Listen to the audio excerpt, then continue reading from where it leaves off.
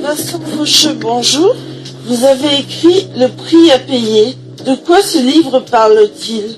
Alors, c'est un roman fantastique qui parle de voyage dans le temps.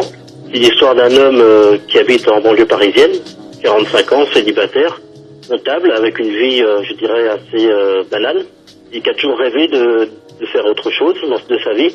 Et un jour, il a un accident de voiture, et il se réveille face à un homme étrange, qui lui propose de revenir certains jours de son passé pour pouvoir modifier son présent.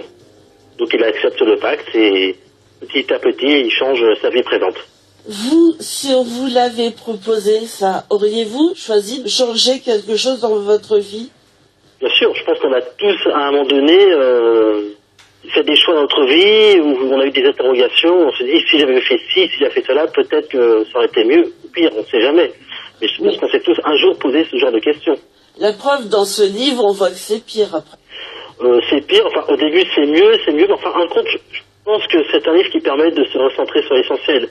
Oui. C'est-à-dire que, au final, effectivement, on peut avoir une meilleure vie, avoir beaucoup de choses, mais c'est d'ailleurs, c'est ce qu'explique le titre, c'est que, on doit, à un moment donné, on doit payer le prix, et c'est ce qui se passe dans cette histoire.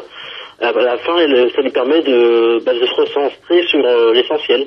Est-ce que ce serait pas la morale de cette histoire?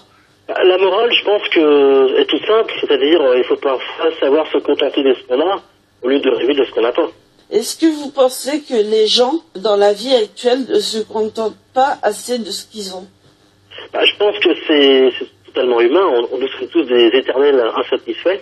Oui. On le voit tous les jours, puisque les gens veulent toujours plus. Et je pense que c'est même pire à notre époque où les choses évoluent de plus en plus vite. Oui. On voit notamment avec l'essor des téléphones portables ou des différentes technologies. Dès qu'on achète quelque chose, au bout de quelques mois, on s'aperçoit qu'il est déjà désuet. Donc c'est un peu le reflet de notre société moderne. Alors on se demande toujours à la fin de votre livre s'il va y avoir une suite ou pas.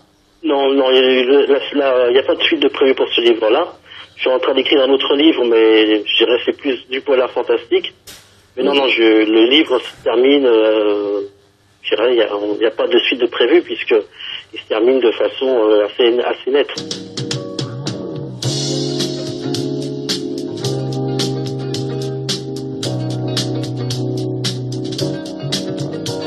Alors justement, comment avez-vous choisi le titre du livre qui n'a rien à voir avec, quelque part, avec l'histoire?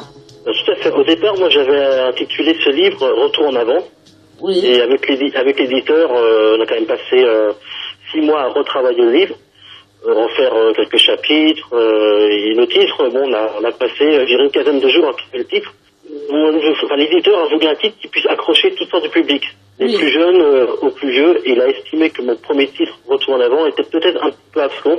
Donc le prix à payer, on a trouvé que c'était simple et ça résumait un petit peu l'histoire du livre. Votre prochain livre, c'est du fantastique. Comment choisissez-vous aussi la manière dont vous allez écrire? C'est un petit peu au hasard. J'écris, je prévois jamais d'avance quand j'écris. J'ai une idée, je la note et après je la développe. Donc effectivement, il n'y a pas de plan, ça vient au fur et à mesure que j'écris l'histoire.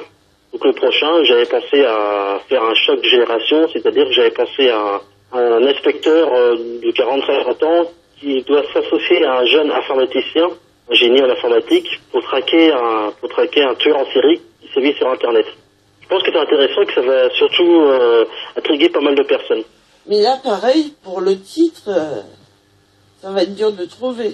Tout à fait, parce que au départ, on part toujours sur un titre. En général, le titre, c'est vrai que c'est pas une des choses les plus difficiles à trouver, mais il y a toujours un petit conflit entre ce que nous, on voudrait mettre comme titre, ce que l'éditeur veut mettre. Donc, pour l'instant, le titre n'est pas vraiment encore trouvé. Quand pensez-vous qu'il sortira? Je pense qu'il sortira d'ici la fin de l'année. Dès fin d'année ou début d'année prochaine. Donc là, j'ai écrit à peu près déjà la moitié. Après, le temps de le retravailler. Donc, effectivement, ça sera au début 2015. Eh bien, on va l'attendre avec impatience. Merci. Que diriez-vous, pour terminer, aux gens qui achètent votre livre? Alors déjà, on va dire la maison d'édition. La maison d'édition, comme j'habite depuis Belgique, avant j'étais dans le nord de la France, j'habite depuis 2 ans en Belgique, j'ai ensuite proposé ce roman à une maison d'édition belge, une grande maison d'édition à Bruxelles, Oui. qui a tout de suite accepté assez rapidement. On est une équipe très professionnelle, puisqu'on a quand même mis plusieurs mois à retravailler, à faire beaucoup d'échanges pour amener quelque chose de bien. Et c'est une maison d'édition qui essentiellement travaille beaucoup dans la littérature jeunesse. Donc c'est pour ça qu'ils ont aimé mon roman, parce que ça leur permet de proposer des lecteurs à partir de 13 ans. Ça intéresse beaucoup les jeunes, parce que ça leur permet de découvrir les années 70, 80 et 90. Et d'un autre côté, ça intéresse beaucoup des gens de ma génération, puisque moi je suis né en 70, ça nous permet de retrouver un petit peu ces années-là. Oui. Il faut savoir que dans cette histoire, tout événement qui a lieu dans le passé c'est historique, il n'y a rien d'inventé. Donc on regarde surtout dans le passé, ce qui se passe ce jour-là, c'est vraiment arrivé en France. C'est vrai que ça amène à poser des questions. Ça amène à poser des questions, et puis surtout ça permet à beaucoup de gens de retrouver un petit peu ces années-là qu'on a un petit peu oublié, mais on a tous un peu la nostalgie de ces années-là. Merci Vincent Foucheux.